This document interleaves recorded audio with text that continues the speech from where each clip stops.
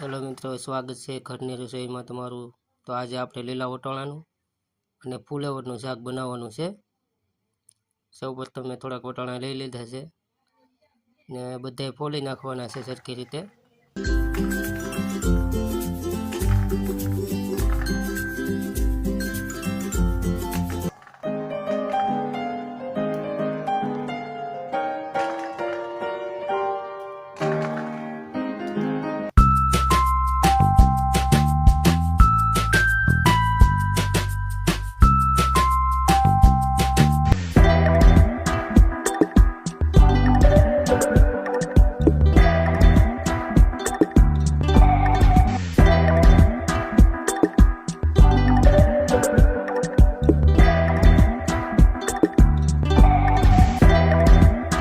વટાણા સરખી રીતે ફોલાઈ જાય એટલે પછી આપણે ફૂલ કાપી લેવાનું છે। જો આવી રીતે ફૂલ કાપી અને સરખી રીતે જોઈ લઉં, કારણ કે એમાં ઝીણી ઈયળ હોય। અમુક બેનું આખા ફૂલનું શાક કરી નાખે છે, ફૂલ ન હોય બેનું, કારણ કે એમાં ઝીણી ઈયળ હોય। સરખી રીતે સાફ કરી અને ઝીણું કાપી લેવાનું।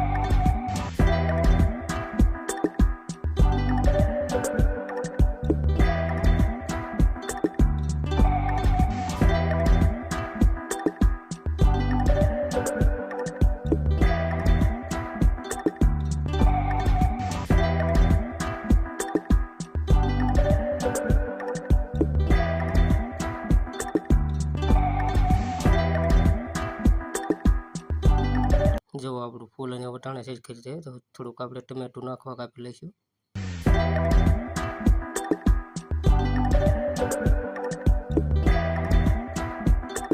અને પછી આપણે સરખી રીતે ફૂલ અને વટાણા ધોઈ લેવાનું છે અને પછી એક તપેલામાં લઈ લેવાનું છે આ રીતે। તપેલામાં લઈને પછી એમાં થોડુંક તેલ નામી અને સડવા દેવાનું છે। આપણે થોડુંક સડી જાય પછી એમાં આપણે સંભાળેલું આ ટમેટું નાખી દેવાનું છે।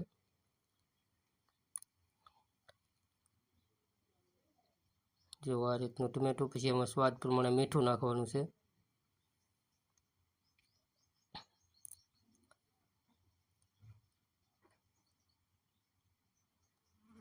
મીઠું નાખીને પછી થોડાક સમય સડવા દઈને પછી એમાં લાલ મરચું નાખવાનું છે। લાલ મરચું નાખી અને સરખી રીતે મિક્સ કરી લેવાનું છે અને જુઓ આ રીતનું મિક્સ કરી લેવાનું છે।